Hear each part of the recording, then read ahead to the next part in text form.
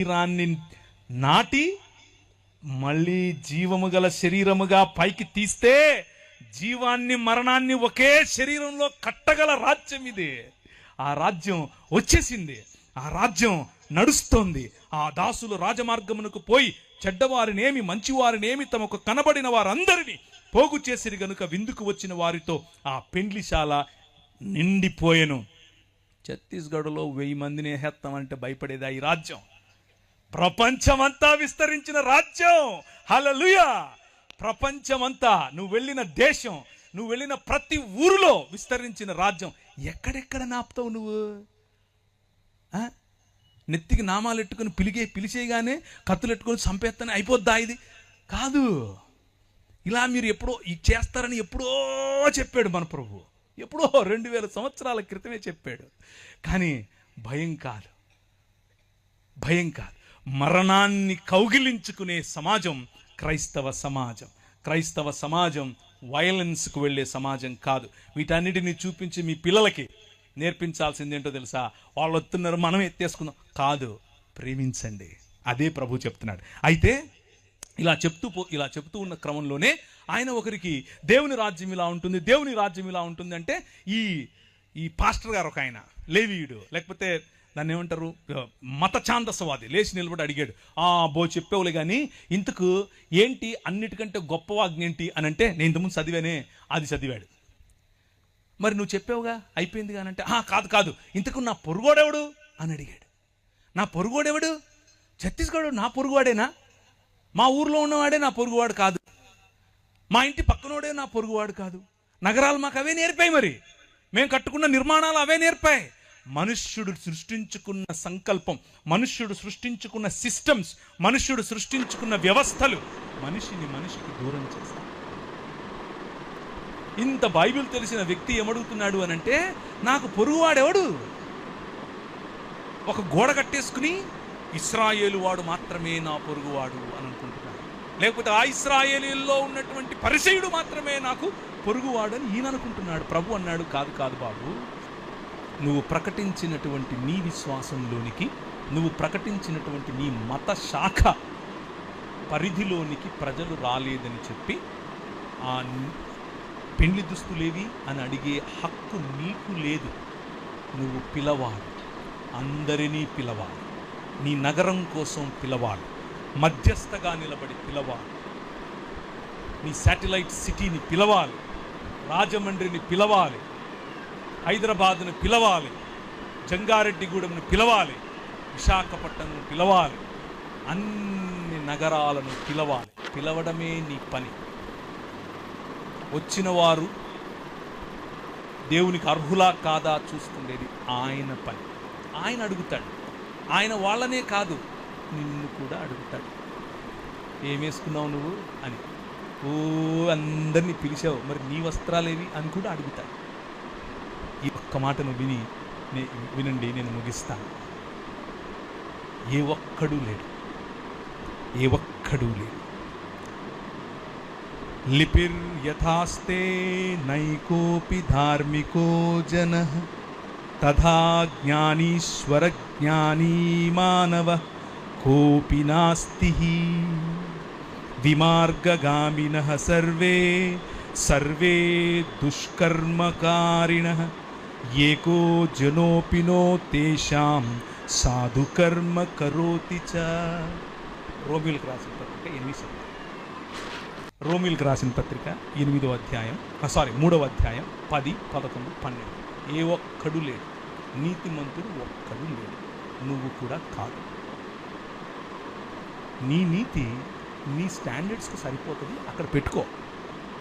ప్రతి ఒక్కడిని వెళ్ళి ఆడి నీతి మార్చడం కోసం నువ్వు గొప్ప అని వారు తక్కువ అని చూపించే ప్రయత్నం చేయకు. అది మతం. రాజ్యం ఏం చెప్తుందో తెలుసా? కలుపు, పిలువు, స్త్రీల కోసం నిలబడు, పిల్లల కోసం నిలబడు, బలహీనుల కోసం నిలబడు, బడుగు బలహీన వర్గాల కోసం నిలబడు. మతం కోసం కాదు. నీ ప్రజలను కట్టు, అందరినీ పిలువు. వాడి దగ్గర వస్త్రం ఉందా లేదా, వస్త్రం ఇవ్వడం కోసం ప్రయత్నం చేయి. వీలైతే పెద్దన్న వ్యవహారం, తండ్రి వ్యవహారం. ఈ రాత్రి సువార్త చెప్పేవారికి రాజ్య సువార్త ఎలాగో చెప్పాం. మనలో మనం నేర్చుకోవాల్సినటువంటి రాజ్య సువార్తకు సంబంధించిన విలువలు సాటి మనిషిని, సాటి విశ్వాసి అని మాత్రమే కాదు, సాటి మనిషిని గౌరవించడం, సాటి మనిషిని ప్రేమించడం. ఇదే దేవుని రాజ్యం. ఈ దేవుని రాజ్య స్థాపనలో మనందరం ఐక్యపడాలి, మనందరం కలిసికట్టుగా పనిచేయాలి, ప్రేమతో ఈ రాజ్యాన్ని కట్టాలి. ఎందుకు అనంటే రాజ్యం నీది. తర్వాత రాజ్యము ఇప్పుడేగా చెప్పారు. ఎందుకనగా రాజ్యం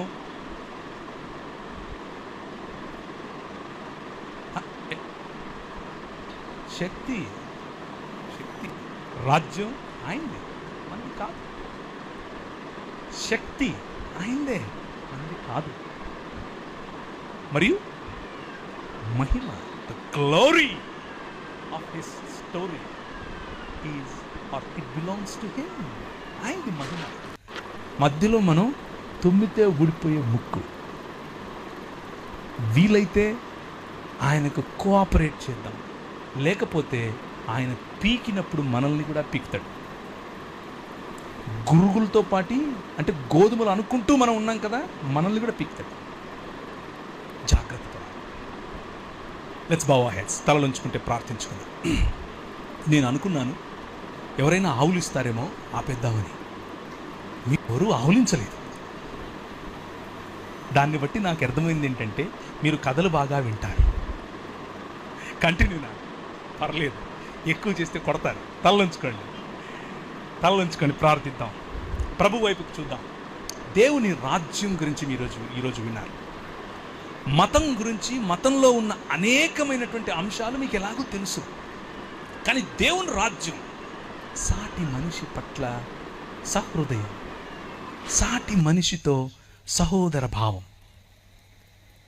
మన పాటలు అందుకే, మన పనులు అందుకే, మన ప్రేమ అందుకే.